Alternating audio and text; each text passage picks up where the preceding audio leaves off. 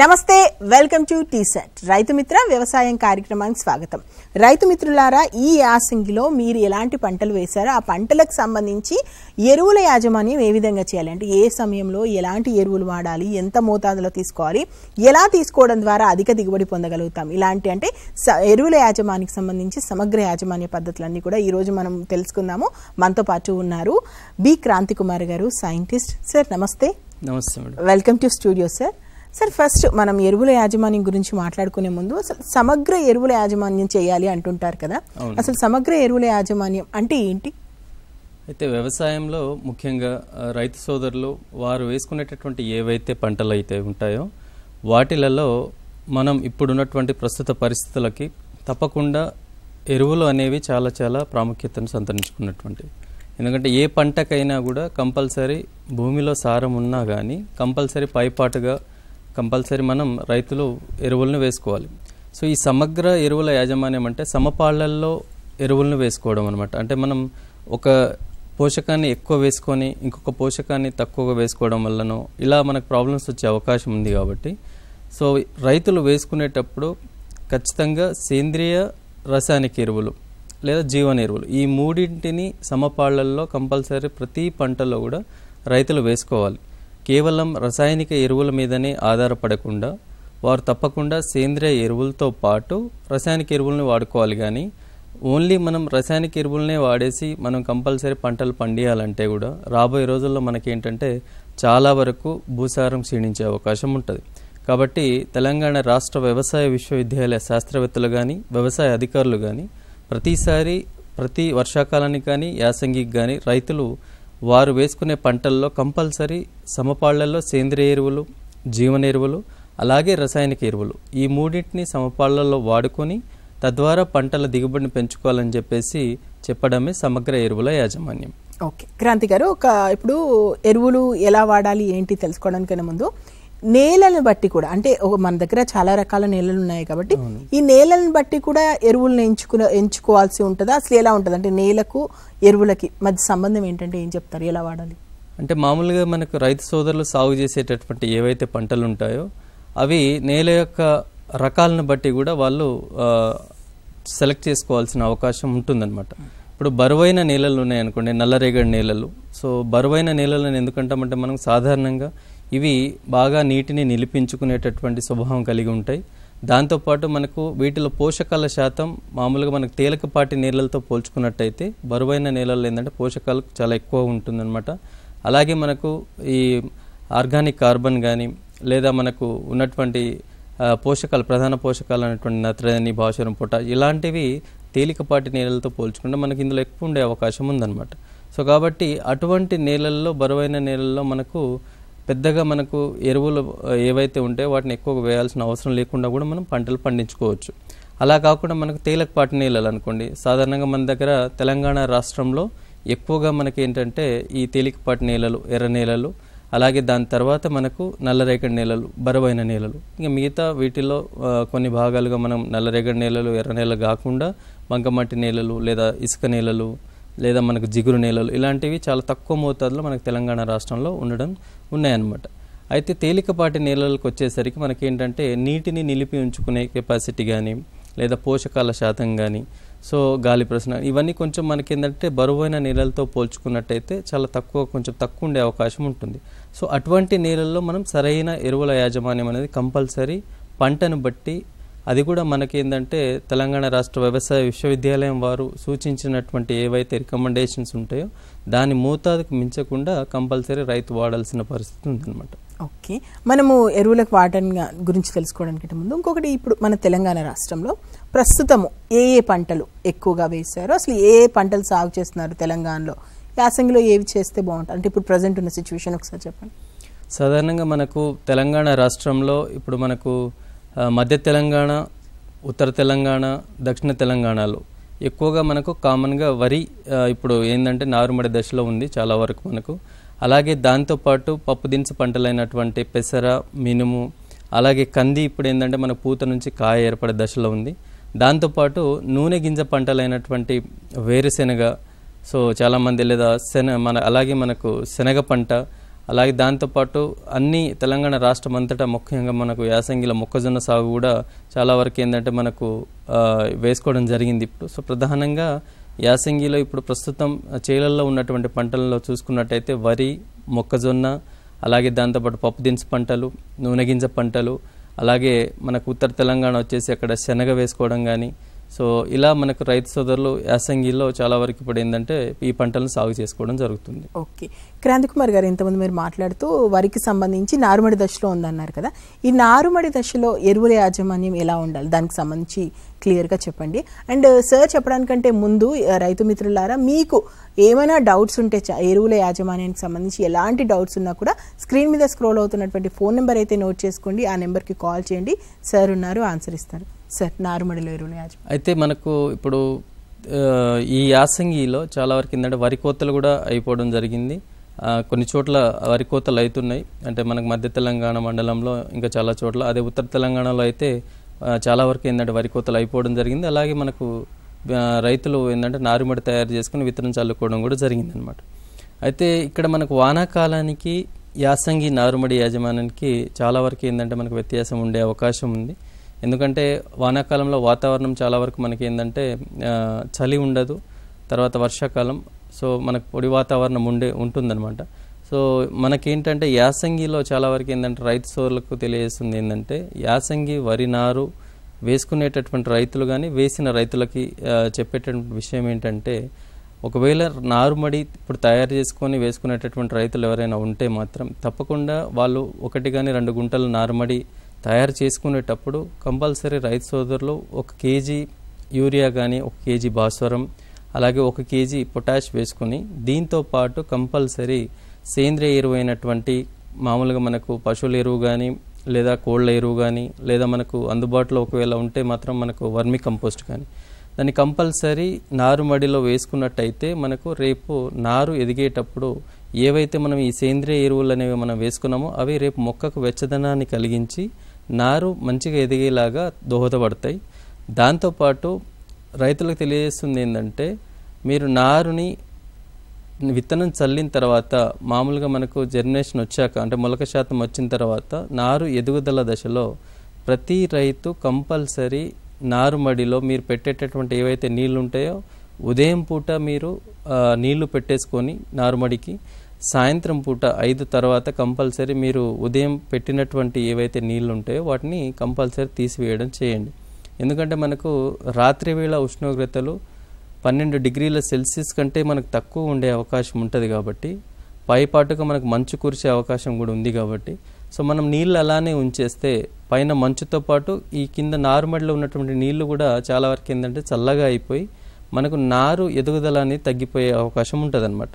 So కాబట్టి దయచేసి రైతులు ఏంటంటే సాయంత్రం పూట నీళ్లు తీసేసి ఉదయాన్నే మనం కొంచెం వెచ్చని నీటిని కనుక మనం నారుమడికి అందించినట్టయితే నారు ఎదుగుదల అనేది చాలా వరకు బాగుండే అవకాశం ఉంటుంది మనకు. సో కాబట్టి లేదా ఒకవేళ రైతు సోదరులకి 2 గుంటల మడిని కొంచెం కప్పి ఉంచడానికి పాలిథిన్ కవర్ లాంటిది ఏమైనా అందుబాటులో ఉన్నట్లయితే సాయంత్రం పూట నారుమడిని కప్పి ఉంచేటట్టు పాలిథిన్ కవర్ తోటి కప్పి ఉంచేసి ఉదయాన్నే మనం మళ్ళీ ఆ పాలిథిన్ కవర్ని తీసివేసినట్లయితే మనకు ఉండేటటువంటి ఏదైతే రాత్రిపూట కురిసేటటువంటి మంచు ప్రభావం వల్ల మనకు నారు అనేది ఎదగకుండా ఉండిపోయే అవకాశం ఉంటుంది. కాబట్టి ఆ మంచును పడకుండా మనం ఈ పాలిథిన్ కవర్ తోటి ఒకవేళ 2 గుంటల నారుమడిని కనుక మనం కప్పి ఉంచినట్టయితే మనం నారు ఎదుగుదలను మనం కాపాడుకోవచ్చు. ఓకే, ఇంకొకటి ఏంటంటే రైతు మిత్రులు ఎక్కువగా చెప్తుంది వరికి సంబంధించి జింక్ కానీ ఇనుపు ధాతుకు సంబంధించి లోపం కనిపిస్తుంది అంటుంటారు కదా. సో ఈ ఎరువులకు సంబంధించి కానీ ఓవరాల్గా అంటే ఈ లోపాన్ని సవరించుకోవచ్చా, ఏ విధంగా చేయాలంటే ఏం చెప్తారు?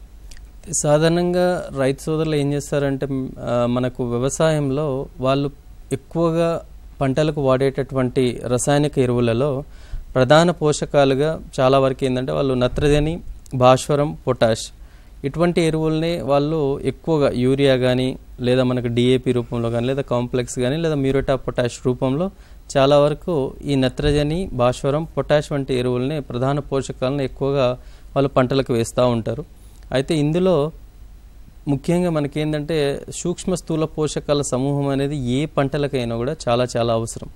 కేవలం నత్రజని, భాస్వరం, పొటాష్ వంటి ప్రధాన పోషకాలనే మనం వాడి అలాగే దాంతోపాటు సూక్ష్మ పోషకాలైనటువంటి ఈ ఐరన్ కానీ జింక్ కానీ లేదా మ్యాంగనీస్ కాపర్ ఇలాంటి వాటిని మనం గినక విస్మరించినట్టయితే వాటి యొక్క ప్రభావం అనేది పంటల యొక్క దిగుబడి మీద ఖచ్చితంగా ఉండే అవకాశం ఉంటుంది.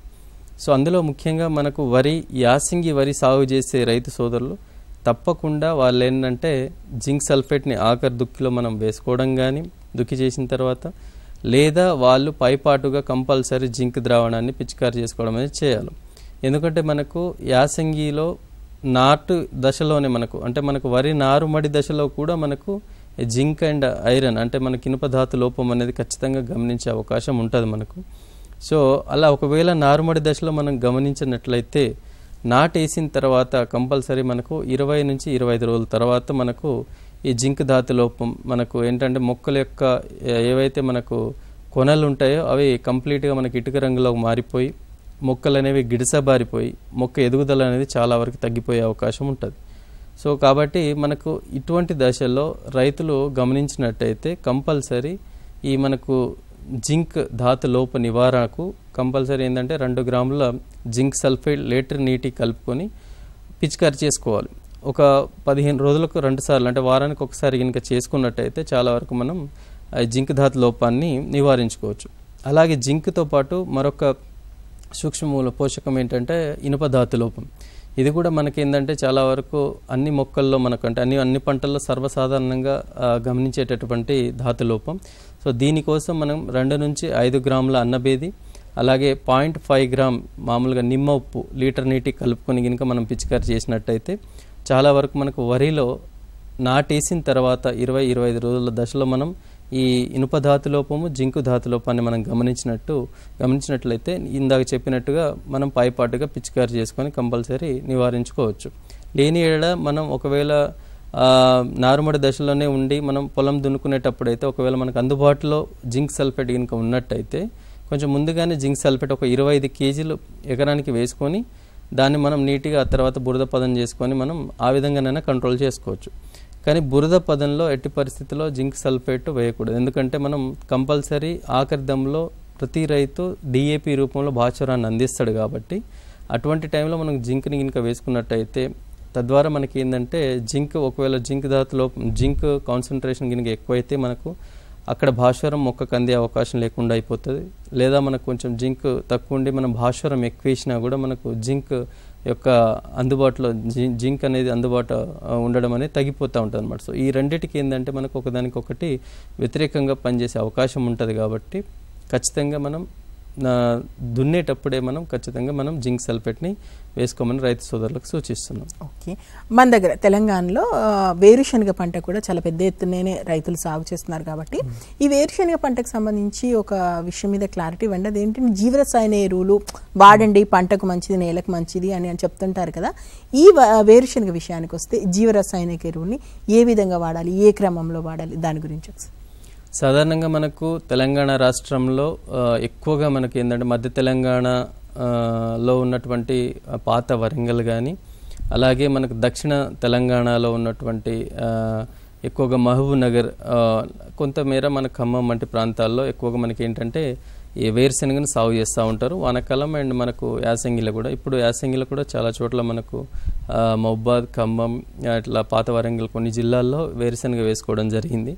అయితే వేరుశెనగలో మనకు చాలా వరకు ఏంటంటే పోషకాల పరంగా అంటే మనకు అందించేటటువంటి ఎరువుల పరంగా చూసుకున్నట్టయితే మొదటగా రైతులకు మేము సూచించేది ఏంటంటే కంపల్సరీ వాళ్ళు విత్తన శుద్ధి చేసుకునేటప్పుడే వాళ్ళకు జీవన ఎరువులతోటి విత్తన శుద్ధి చేసుకోమని చెప్పేసి చెప్తున్నాం మేము. ఎందుకంటే మనకు ఈ రైజోబియం కల్చర్ తోటి కనుక వేరుశెనగ పంటని కనుక విత్తన శుద్ధి చేసుకున్నట్టయితే సాధారణంగా మనకు లెగ్యూమ్ జాతి నూనె గింజ పంటలు ఏవైతే ఉంటాయో వీటికి ఏంటంటే వాతావరణంలో ఉన్నటువంటి నత్రజనిని స్థిరీకరించే గుణం ఎక్కువగా ఉండే అవకాశం ఉంటుంది. ఎందుకంటే మనకు సుమారుగా మనకు వాతావరణంలో 78% నత్రజని ఉంటుంది. సో ఈ పంటలకు ఉండేటటువంటి లక్షణం ఏంటంటే వీటి యొక్క వేరు బుడిపెల పైన మామూలుగా మనకు వేర్ల మీద వేరు బుడిపెలు ఉండే అవకాశం ఉంటుంది. సో తద్వారా మనకి ఏంటంటే అందులో ఉండేటటువంటి ఏదైతే మనకు బ్యాక్టీరియా అది హిమోగ్లోబిన్ కంటెంట్ ఉంటుందో అదేంటంటే వాతావరణంలో ఉన్నటువంటి నత్రజనిని స్థిరీకరించి నేలకు అందజేసేలా చేస్తుంది అనమాట. సో కాబట్టి వీళ్ళు విత్తన శుద్ధి చేసేటప్పుడే రైతులు సుమారుగా వాళ్ళకి చెప్పేది ఏంటంటే ఒక 100 మిల్లీలీటర్ల నీటిలో ఒక 10 లేదా 15 గ్రాముల పంచదార కానీ లేదా బెల్లం కానీ కలుపుకొని ఒక మిశ్రమానికి దాంట్లో మనం ఎంతైతే మనం రికమెండ్ డోస్ ఆఫ్ మనం వేరుశనగ విత్తనాలు ఉంటాయో వాటిని కలిపేసుకొని దాంతోపాటు ఒక 100 to 150 grams of rhizobium bacteria మిశ్రమాన్ని గినక కంప్లీట్గా మనం కలిపేసి నీడలో ఆరబెట్టుకొని గినక మనం వేసుకున్నట్టయితే చాలా వరకు అది మనకు వేరుశనగ పంటకు దోహదపడుతుంది. దాంతోపాటు ఇందులో ప్రధానంగా వేరుశనగలో ఏంటంటే మనకు చాలా వరకు ఏంటంటే నూనె శాతం అనేది చాలా వరకు మనకు ప్రతి రైతుకి లేదా మనకు దిగుబడి అనేది అవసరం. సో నూనె శాతం గినక వేరుశనగలో మనకు పెరగాలంటే కంపల్సరీ కొన్ని పోషకాలు అనేవి పంటకి ఇవ్వాల్సిన అవసరం ఉంటుంది మనకు. సో ఇందులో ముఖ్యంగా ఏంటంటే మనకు యూరియా అనేది కామన్గా మనం వాడేటటువంటి 40 నుంచి 50 కేజీల యూరియా, ఒక బస్తా యూరియాని మనం ఎకరానికి వేసుకోవాలి. అలాగే దీంతో పాటు కంపల్సరీ సింగిల్ సూపర్ ఫాస్ఫేట్ రూపంలో మాత్రం మనం భాస్వరాన్ని అందించాలి. ఎందుకంటే సింగిల్ సూపర్ ఫాస్ఫేట్లో మనకు ఒక 16% ఏంటంటే మనకు భాస్వరం ఉండే అవకాశం ఉంటుంది, ఒక 12% మనకు సల్ఫర్ ఉండే అవకాశం ఉంటుంది, అలాగే ఒక 14 నుంచి 18% మనకు కాల్షియం ఉండే అవకాశం ఉంటుంది. సో సింగిల్ సూపర్ ఫాస్ఫేట్ని ఎందుకే పర్టికులర్గా మనం అంటున్నామంటే భాస్వరంతో పాటు వేరుశనగ పంటకు సల్ఫర్ అనేది చాలా చాలా అవసరం అన్నమాట. సో మనకు కాబట్టి ఈ ఒక 100 కేజీల సింగిల్ సూపర్ ఫాస్ఫేట్ దాంతోపాటు ఒక 33 కేజీల మ్యూరేట్ ఆఫ్ పొటాష్ని మనం సకాలంలో వేరుశనగ పంటకు అందించినట్టయితే చాలా వరకు మనకి ఏంటంటే మంచి దిగుబడితో పాటు రేపు మనకి ఏంటంటే ఏవైతే మనకు కాయలు వచ్చిన తర్వాత అందులో ఉన్నటువంటి గింజలు ఉంటాయో అవి గింజలు మంచిగా ఊరి మనకు రైతుకు నాణ్యమైన దిగుబడి వచ్చే అవకాశం ఉంటుంది. సో కాబట్టి వేరుశనగ వేసినటువంటి రైతు సోదరులు compulsory single super phosphate, muriate of potash and యూరియాని తగినంత మోతాదులో వేసుకోవాలని చెప్తున్నాం. ఓకే క్రాంతి గారు, ఇంకొక విషయం ఏంటంటే జిప్సం అనేది చాలా ఇంపార్టెంట్ అని చెప్తుంటారు కదా, దాని ప్రాముఖ్యత చెప్పండి. దట్టుబి ఏంటంటే నూనె గింజల పంటల విషయానికి వస్తే జిప్సం ఇంపార్టెన్స్ ఏంటి, అసలు ఏ టైంలో వేసుకోవాలి, ఎంత మోతాదు, ఎలా దానికి అంటే జిప్సం ఉపయోగాలు ఏంటి, దానికి సంబంధించి ఒకసారి క్లియర్గా. అయితే ముఖ్యంగా వేరుశనగలో చాలా వరకు రైతు సోదరులకి ఏంటంటే అవగాహన ఉన్నా కూడా కొంతమేర ఏంటంటే మనకు అందుబాటులో జిప్సం అనేది లేకపోవడం వల్ల చాలామంది రైతు సోదరులు ఏంటంటే వాళ్ళు దీన్ని వేసుకోలేకపోవడం అనేది జరుగుతూ ఉంది. అయితే ఎప్పటికప్పుడు రైతులకు మేము అవగాహన కార్యక్రమాలు కానీ లేదా శిక్షణ కార్యక్రమాలు కానీ అలా జరిగినప్పుడు రైతులకు యాసంగిలో కానీ లేదా వానాకాలానికి వేరుశనగ వేసేటటువంటి రైతులకు కంపల్సరీ ఎప్పటికప్పుడు మా కృషి విజ్ఞాన కేంద్రం మల్యాల ద్వారా మేము తెలియజేస్తూనే ఉన్నాం. ఎందుకంటే మాకు ప్రతి సంవత్సరం యాసంగిలో మాకు జాతీయ ఆహార భద్రతా పథకం కింద మాకు ఒక 50-60 ఎకరాలు ప్రతి సంవత్సరం మాకు వేరుశనగ రైతులకు ఇవ్వాల్సిందిగా మాకు వస్తూ ఉంటుంది అనమాట. అయితే ఇందులో ముఖ్యంగా ఏంటంటే ఈ జిప్సం అనేది ఎందుకంటే జిప్సంలో మనకు సాధారణ కాల్షియంను సల్ఫర్ రెండు ఉండే అవకాశం ఉంటుంది మనకు. So calcium sulphate. సో కాబట్టి జిప్సాన్ని ప్రధానంగా మేము ఒక ఎకరానికి 4 బస్తాలు అంటే సుమారుగా మనకు ఒక 200 కేజీలు. సో 200 కేజీల జిప్సాన్ని ఎకరానికి వేసుకోమని చెప్పి సజెస్ట్ చేస్తున్నాం రైతులకు మేము. అది కూడా మరీ ముఖ్యంగా పంట కాలం 40 నుంచి 45 రోజులు ఉన్నప్పుడు. క్రాంతి గారు, మనం జిప్సం గురించి మాట్లాడుకుందాం. ఒక కాలర్ చాలాసేపటి నుంచి వెయిట్ చేస్తున్నారు, ముందు కాల్ తీసుకొని మనం మాట్లాడదాం. శరత్ గారు నమస్తే అండి. ఇప్పుడు ఇది డాడీ కటింగ్ చేయించాం కదా. ఓకే అండి. డైరెక్ట్ గా మనం ఇప్పుడు మొక్కజొన్నలు వేయాలనుకుంటున్నాము, అవి దున్ని వేయించాలా లేకుంటే దున్నకుండా వేయించుకోవచ్చు డైరెక్ట్ గా? ఓకే, అయితే మీరు శరత్ గారు ఇప్పుడు వరి కొయ్యలు అట్లే ఉన్నాయి కదా మీ దాంట్లో? అట్లానే ఉన్నాయి. అయితే మీరు జీరో టిల్లేజ్ పద్ధతిలో మామూలుగా మనం అంటే అసలు మనం నేలను ఏ విధంగానూ మనం డిస్టర్బ్ చేయకుండా ఏమాత్రం దున్నకుండా మనం డైరెక్ట్గా మనం విత్తనాలను వేసుకోవచ్చు, ప్రాబ్లం ఏం లేదండి. నేలను మనం ఏ విధంగానూ డిస్టర్బ్ చేయకుండా సాల మామూలుగా మనం ఒక తాడుపట్టి కానీ లేకపోతే మనం అందాజగా మనం విత్తనాన్ని అంటే మామూలుగా జస్ట్ మనం ఇట్లా తవ్వేసుకొని విత్తనం వేసుకొని డైరెక్ట్గానే వేసుకోవచ్చు, ప్రాబ్లం ఏం లేదండి. ఎరువుల యాజమాన్యం సార్ అంటే ఫస్ట్ ఇప్పుడు ఏమన్నా డిఏపి కానీ ఏమన్నా వేసుకోవాలా? మామూలుగా మనం నేలను అసలు డిస్టర్బ్ చేయం కాబట్టి మామూలుగా మనం ఏమంటాం దుక్కి మంది అంటే దున్నిన తర్వాత కంపల్సరీ మనం ఎరువులను వేసుకోమంటాం మనం. సో దుక్కే చేయట్లేం కాబట్టి మనం డిఏపిని పెద్దగా ఏం వేయాల్సిన అవసరం లేదు. ఇంకోటి ఏంటంటే మనకు రేపు జర్మినేషన్ వచ్చిన తర్వాత అప్పుడు పైపాటుగా మనం ఏవైతే నార్మల్ పద్ధతిలో మనం మొక్కజొన్న పండించుకుంటామో ఆ విధంగానే మనం ఎరువుల మోతాదుని వేసుకోవాల్సిన అవసరం ఉంటుందన్నమాట.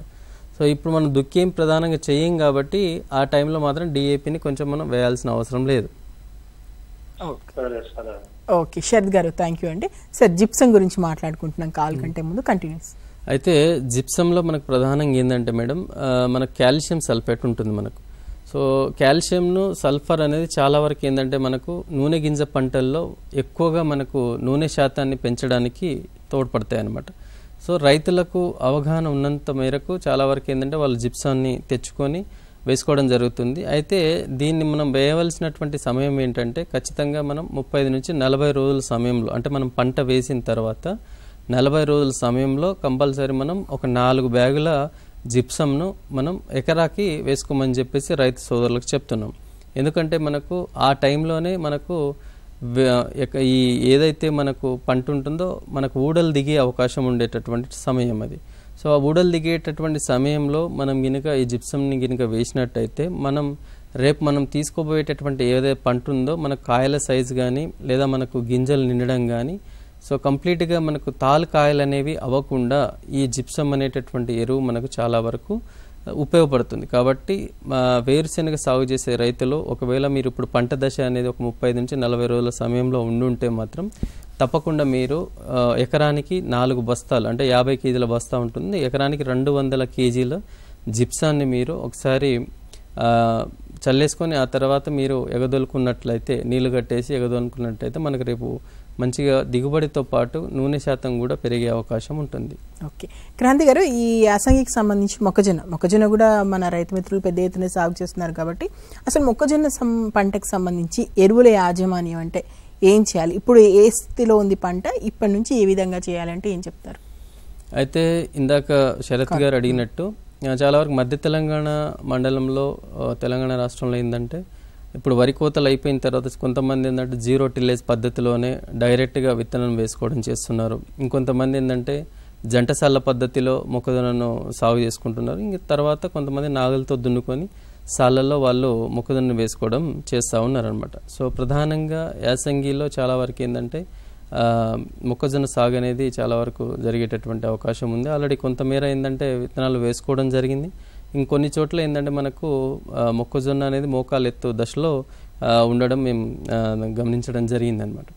అయితే ఇప్పుడు ఆల్రెడీ వరి కోతలు అయిపోయిన తర్వాత డైరెక్ట్గా 0 టిల్లేజ్ కానీ లేదా మామూలుగా ఇప్పుడు మొక్కజొన్న వేసుకునేటటువంటి రైతులకు తెలియజేసేది ఏంటంటే, మీరు మొక్కజొన్న వేసుకున్న తర్వాత ఆఖరి దుక్కిలో కంపల్సరీ రెగ్యులర్గా మనం రైతులకు చెప్పేది కంపల్సరీ మీరు భాస్వరాన్ని ఒకేసారి ఆఖరి దుక్కిలో వేసుకోవడం జరగాలి.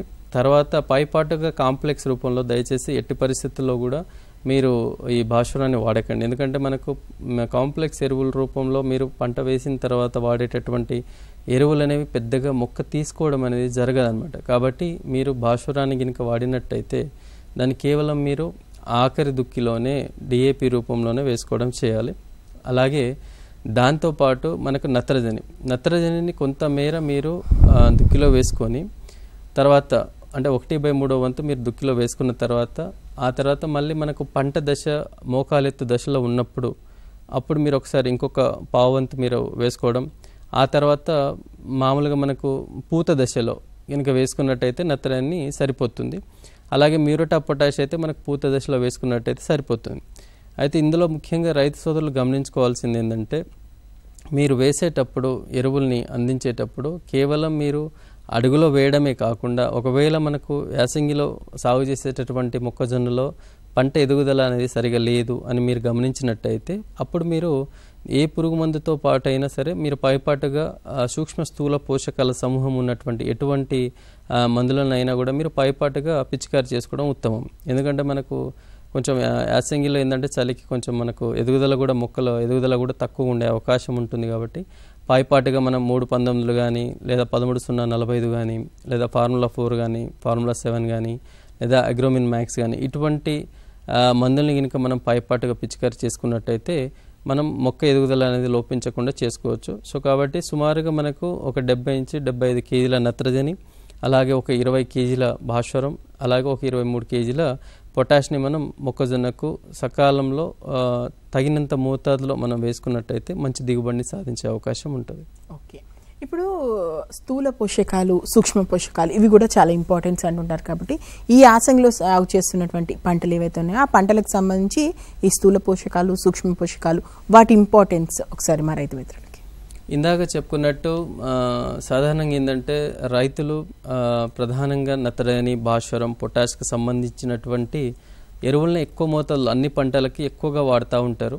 సో వారు యూరియా కానీ దాన్ని డిఏపి రూపంలో కానీ లేదా సింగిల్ సూపర్ ఫాస్ఫేట్ రూపంలో కానీ కాంప్లెక్స్ ఎరువుల రూపంలో కానీ అలాగే మనకు మ్యూరేట్ ఆఫ్ పొటాష్ లాగా మనకు పొటాష్ కోసం వాడుతూ ఉంటారు. సో అలా కాకుండా మనకు ప్రధాన పోషకాలతో పాటు చాలా సూక్ష్మంగా చాలా తక్కువ మోతాదులో మనకు ఎక్కువ ఇంపాక్ట్ని క్రియేట్ చేసేటటువంటి ఎరువులు సూక్ష్మ పోషకాలు. మనకు జింక్ కానీ, ఐరన్ కానీ, మ్యాంగనీస్ కానీ, కాఫర్ కానీ లేదా మనకు బోరాన్ కానీ. సో చాలా వరకు ఏంటంటే మనకు ఇప్పుడున్నటువంటి వాణిజ్య పంటల్లో మనకు బోరాన్ యొక్క బోరాన్ వాడవలసిన అవకాశం చాలా వరకు మనకు రైతులకు ఉంది. సో ఇట్లాంటి సూక్ష్మ పోషకాలను మనం విస్మరించినప్పుడు చాలా వరకు ఏంటంటే మనకు ఈ ఇనుము ధాతు లోపం కానీ, జింక్ ధాతు లోపం కానీ లేదా మనకు బోరాన్ కానీ వీటి యొక్క లోపాలు అనేవి మొక్కలు అనేవి మనకు తెలియజేసే అవకాశం ఉంటుందన్నమాట.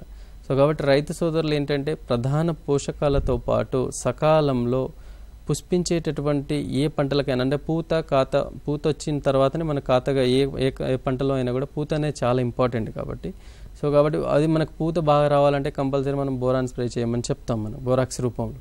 సో అటువంటి వాటి కోసం మనం చేయాలంటే సూక్ష్మ ధాతులో మనం రాకుండా చూసుకోవాలంటే ప్రధాన పోషకాలతో పాటు ఈ సూక్ష్మ పోషకాలను కంపల్సరీ ప్రతి పంటల్లో మనకు అవసరమైనంత మేర తప్పకుండా రైతు సోదరులు వాడడం అనేది జరగాలి. అప్పుడే మనకి ఏంటంటే వీటి యొక్క ధాతు లోపాలు అనేవి మనం గమనించకుండా ఆరోగ్యంగా పంట రావడమే కాకుండా మనకు చాలా మంచి దిగుబడి వచ్చే అవకాశం ఉంటుందన్నమాట. ఓకే, ఇంకొకటి పొద్దుతిరుగుడు పంటకు సంబంధించి ఎరువుల యాజమాన్యం ఈ విధంగా చేయాలంటే ఏం చెప్తారా పంటకి? సో పొద్దుతిరుగుడు కూడా మనకి ఏంటంటే సాధారణంగా తెలంగాణ రాష్ట్రంలో ఉన్నటువంటి తేలికపాటి నేలల్లో అంటే మామూలుగా మనకి ఏంటంటే బరువైన నేలలు కాకుండా తేలికపాటి నేలల్లో ఎటువంటి సమయంలోనైనా మనం వేసుకోదగినటువంటి పంట.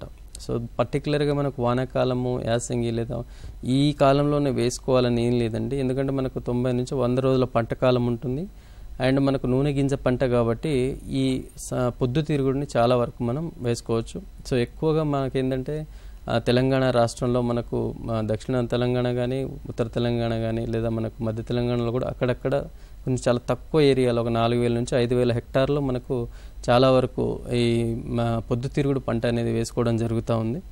సో దీంట్లో కూడా మనకి ఏంటంటే ఏ నూనె గింజ పంటల్లో అయినా కూడా కంపల్సరీ సల్ఫర్ అనేది ఇంపార్టెంట్ కాబట్టి మామూలుగా మనం డిఏపి బదులు ఇక్కడ కూడా సింగిల్ సూపర్ ఫాస్ఫేట్ని మనకు మోతాదుకు ఒక 100 kg కనుక మనం వేసుకున్నట్టయితే చాలా వరకు మనకు పొద్దుతిరుగుడులో మంచి దిగుబడిని ఆశించవచ్చు.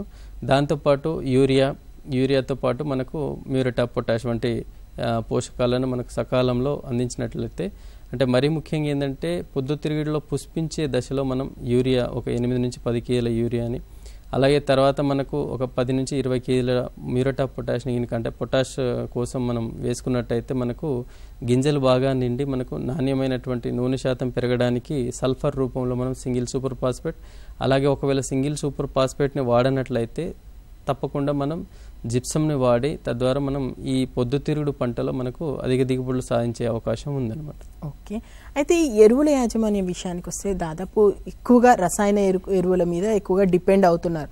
అంటే దాదాపు అన్ని పంటల్లో రసాయన ఎరువులని పక్కన పెట్టి సేంద్రియ ఎరువులు వాడకం అంటే అందరికీ కుదరకపోవచ్చు, కానీ కనీసం రసాయన ఎరువుల్ని కాస్త తగ్గించి సేంద్రియ ఎరువుల్ని పెంచుకోవడానికి ఎక్కడెక్కడ వాడవచ్చు, సేంద్రియ ఎరువుల వాడకాన్ని ఎక్కడెక్కడ మనం పెంచుకోవచ్చు దానికి సంబంధించి?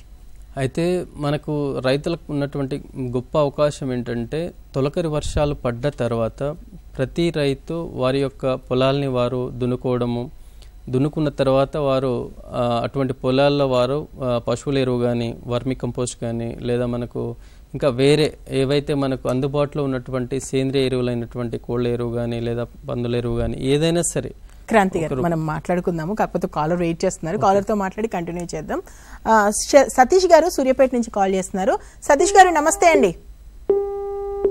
ఓకే, మేబీ కాల్ కట్ అయినట్టుంది. సేంద్రియ ఎరువుల గురించి సో మనకి ఏంటంటే ఈ సేంద్రియ ఎరువుల్ని కంపల్సరీగా వాడమని చెప్పేసి తెలంగాణ రాష్ట్ర వ్యవసాయ విశ్వవిద్యాలయంలో ఉన్న శాస్త్రవేత్తలు కానీ వ్యవసాయ అధికారులు కానీ విస్తరణ అధికారులు క్షేత్రస్థాయిలో రైతు సోదరులకు ఎప్పటికప్పుడు వారికి సమాచారం ఇస్తూనే ఉన్నారు. అయితే ఇందులో ఉన్నటువంటి సమస్య ఏంటంటే చాలా వరకు మన గ్రామీణ ప్రాంతాల్లో ఉన్నటువంటి రైతులు వారి దగ్గర ఉన్నటువంటి పశు సంపద అనేది కొంచెం గణనీయంగా తగ్గడం వల్ల రైతు సోదరులు ఏంటంటే వాళ్ళు సేంద్రియ ఎరువుల వైపు ఎక్కువ వాడకుండా వాళ్ళు రసాయనిక ఎరువుల మీదనే డిపెండ్ అవ్వాల్సిన అవకాశం ఉంది.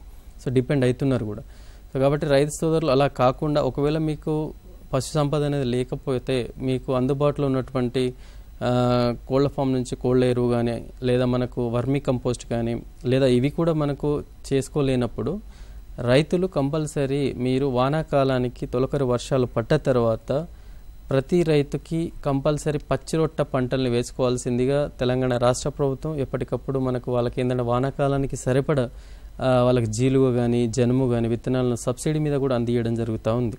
సో తద్వారా పచ్చిరొట్ట పంటలను గినక మనం వేసుకొని నేలలో గినక కలియ దున్నినట్టయితే చాలా వరకు మనం ఏంటంటే నేలకు భూసారాన్ని పెంచిన వాళ్ళం అవుతాము. అలాగే దాంతోపాటు కొన్ని పోషకాలు మనం న్యాచురల్గా మనకు నేలకు మనం అందించవచ్చు అనమాట ఈ పచ్చిరొట్ట వంటి పంటలను నేలలో కలియ దున్నడం వల్ల. సో కాబట్టి సేంద్రియ ఎరువుల్ని మనం ప్రధానంగా ఇప్పుడు మనకు ఉన్నటువంటి రికమెండేషన్స్ కూడా చాలా వరకు ఏంటంటే సేంద్రియ ఎరువులతో పాటు రసాయనిక ఎరువులు అని చెప్పేసి చెప్తాం మనం శాస్త్రవేత్తలు కానీ ఎవరైనా సరే.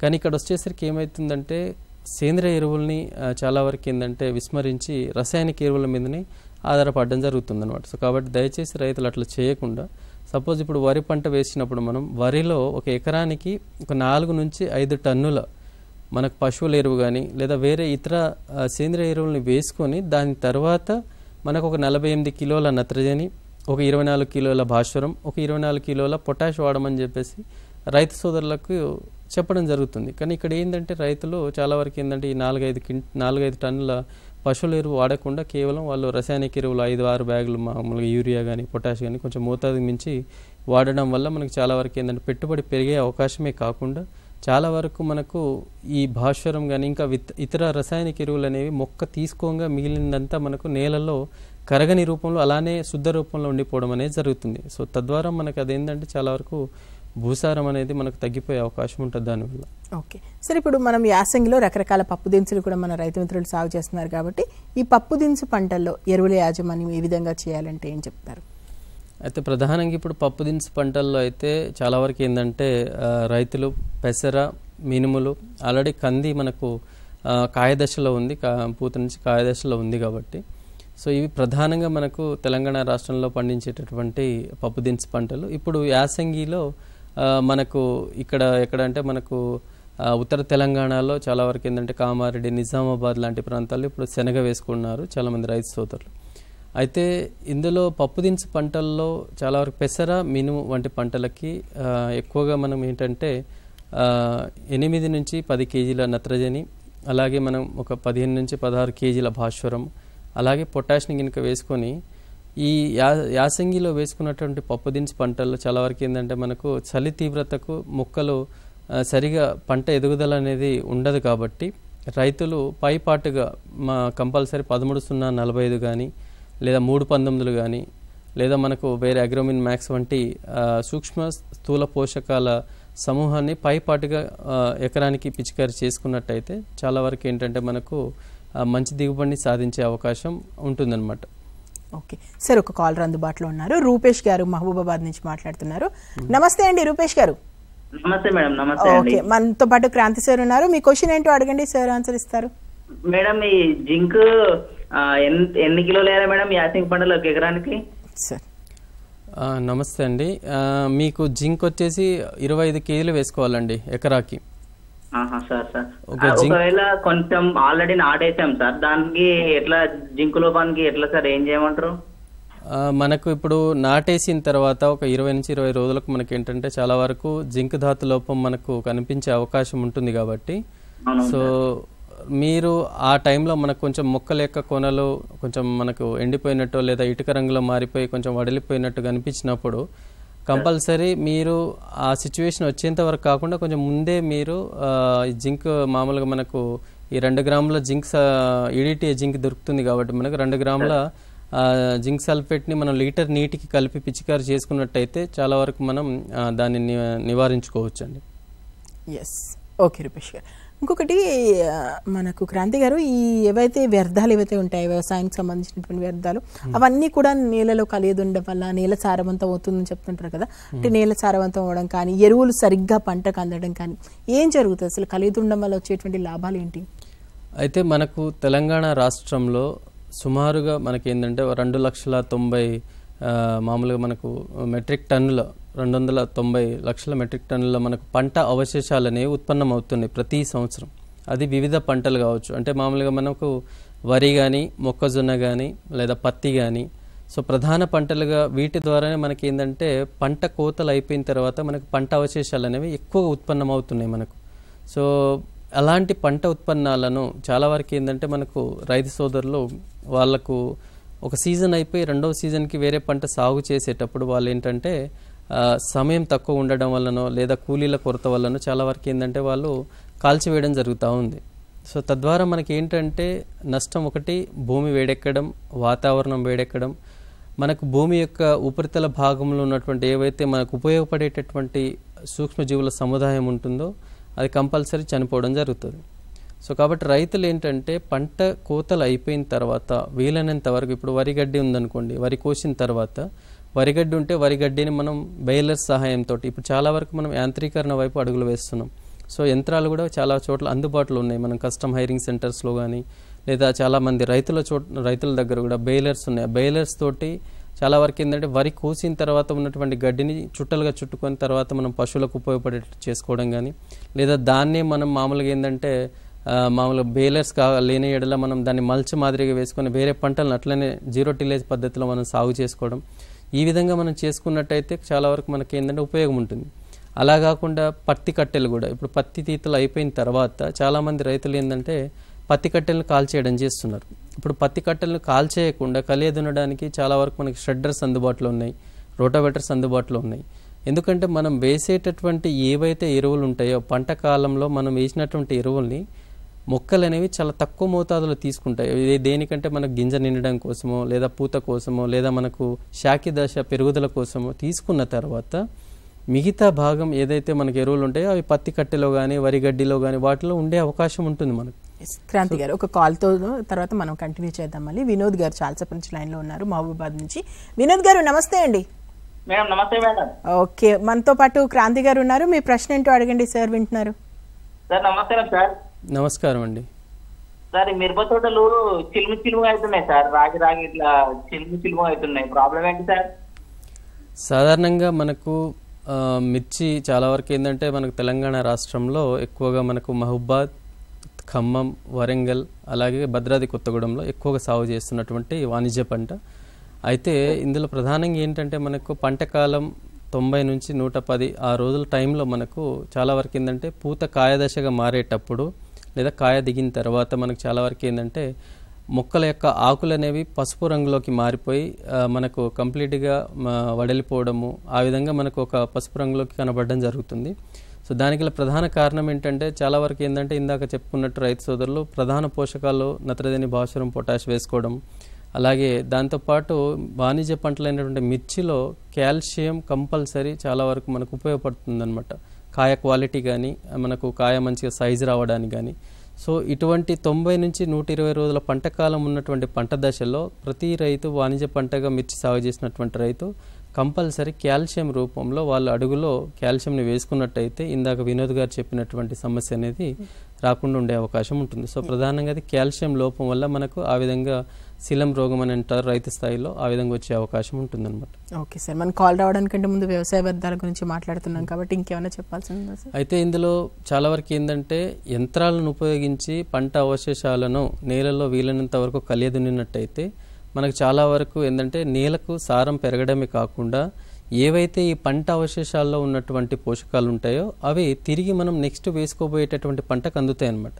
సో ఒకసారి మనం పంట అవశేషాలను నేలలో కలియదున్నేసి పైపాటుగా మనం సింగిల్ సూపర్ ఫాస్ఫేట్ని కనుక ఎకరాకు ఒక 2 బస్తాలు కనుక వేసుకున్నట్టయితే చాలా తొందరగా మనకు ఏంటంటే సులభంగా కుళ్ళిపోయే అవకాశం ఉంటుంది. సో కుళ్ళినటువంటి ఏదైతే పదార్థాలు ఉంటాయో అవశేషాలు అవి తిరిగి మనకు మొక్కకు లాభం చేకూర్చే అవకాశం ఉంటుంది. కాబట్టి రైతు సోదరులు ఎట్టి పరిస్థితుల్లో వానాకాలం వేసినటువంటి పంటలు కానీ లేదా యాసంగి తర్వాత అయిపోయిన తర్వాత ఉండేటటువంటి ఉత్పన్నాలని కంపల్సరీ వంట చెరుకుగా వాడుకోవడము, లేదా మీరు పశువులకు మేతగా వాడుకోవడము, లేదా దాన్ని మల్చింగ్ కోసం వాడుకోవడము, లేదా నేలలో కలియదు ఉండడము, ఇట్లాంటి వాటిని మీరు చేసుకుంటే చాలా వరకు మనకు వాతావరణం వేడెక్కకుండా మనకు భూమిలో ఉన్నటువంటి సూక్ష్మజీవులు చనిపోకుండా మనం కాపాడిన వాళ్ళం అవుతాం. ఎందుకంటే మనం వేసుకునేటటువంటి పంటలకి మనం చాలా వరకు రసాయనిక ఎరువులని వాడతాం. రసాయనిక ఎరువులని మనం వాడిన తర్వాత వాటిని అందులో ఉన్నటువంటి సూక్ష్మజీవులు తీసుకొని తద్వారా మనం మొక్కలు తీసుకునే విధంగా అవి రసాయనిక చర్యలు జరిగి మొక్కకు తీసుకునే విధంగా మనకు ఉపయోగపడేటువంటి సూక్ష్మజీవులు చేస్తాయి. అలా కాకుండా మనం ఇటువంటి పంట అవశేషాలను కాలబెట్టుకుంటా పోతే చాలా వరకు ఏంటంటే మనకు అందుబాటులో ఉన్నటువంటి ఉపయోగపడే సూక్ష్మజీవులు కనుక చనిపోతే మనం వేసినటువంటి ఎరువులు కరగక ఎక్కడికక్కడ అట్లనే ఉండిపోయి తద్వారా మనకు పంట ఎదుగుదల అనేది చాలా వరకు తగ్గిపోయి దిగుబడులు తగ్గే అవకాశం ఉంటుందన్నమాట. ఓకే క్రాంతి గారు, ఇది పాస్పో బ్యాక్టీరియా అంటుంటారు కదా, అసలు దీనివల్ల ఉపయోగం ఏంటి, దానికి సంబంధించి ఒకసారి. సో గత 5 సంవత్సరాలు 6 సంవత్సరాల నుంచి తెలంగాణ రాష్ట్ర ప్రభుత్వము క్షేత్రస్థాయిలో తెలంగాణ రాష్ట్రంలో ఉన్నటువంటి వివిధ జిల్లాల్లో ఉన్నటువంటి క్లస్టర్లను సెలెక్ట్ చేసుకొని శాస్త్రవేత్తలు, వ్యవసాయ విస్తరణ, వ్యవసాయ అధికారుల ద్వారా చాలా వరకు ఏంటంటే ఈ పాస్పో బ్యాక్టీరియా, పాస్పరస్ సాల్యుబలైజింగ్ బ్యాక్టీరియాను క్షేత్రస్థాయిలో రైతులకు డెమాన్స్ట్రేషన్ రూపంలో అందించడం జరిగింది. దీనికి గల కారణం ఏంటంటే తెలంగాణ రాష్ట్రంలో ఉన్నటువంటి మనకి ఏవైతే నేలలు ఉన్నాయో వీటిలో చాలా వరకు రైతులు గతంలో వేసినటువంటి భాస్వరానికి సంబంధించినటువంటి ఎరువులు అత్యధిక మోతాదులో ఉండి నేలలో ఉండిపోవడము, అది కూడా మనకి ఏంటంటే కరగని రూపంలో ఉండడం వల్ల తద్వారా మనకు ఇబ్బంది కలిగే అవకాశం అవుతుంది. సో దాన్ని ఏదైతే మనకు కరగని రూపంలో నేలలో ఉన్నటువంటి భాస్వరం ఉందో దాన్ని కరిగించడానికి ఈ పాస్పరస్ సాల్యుబలైజింగ్ బ్యాక్టీరియా, పాస్పో బ్యాక్టీరియాను రైతులకు ఇవ్వడం జరిగింది. సో తద్వారా దీని ద్వారా మనకేంటంటే ఈ పాస్పో బ్యాక్టీరియా పిఎస్బిని మనం ఒక 2 నుంచి 3 కేజీల పిఎస్బిని మనం ఒక 2 క్వింటాల పశువుల ఎరువు కానీ వర్మి కంపోస్ట్ కానీ వాటితో కలుపుకొని కనుక మనం వరి నాట్లు వేసిన తర్వాత వేసుకోవడం కానీ లేదా విత్తన శుద్ధికి వాడుకోవడం కానీ, సో అలా చేసుకున్నట్టయితే చాలా వరకు మనకు కరగని రూపంలో ఉన్నటువంటి భాస్వరాన్ని ఈ బ్యాక్టీరియా అనేది కరిగించి తిరిగి మొక్క తీసుకునేలాగా చేస్తుందన్నమాట. సో కాబట్టి తద్వారా మనకి ఏంటంటే ఇలా మనం ఈ పిఎస్బిని వాడినప్పుడు ఆ సంవత్సరం పర్టికులర్గా ఏ పంట అయితే వేస్తున్నామో దాంట్లో ఒక 25 నుంచి 30 కేజీల మనకు డిఏపిని తగ్గించుకున్నట్టయితే మనకు సరిపోతుంది అనమాట.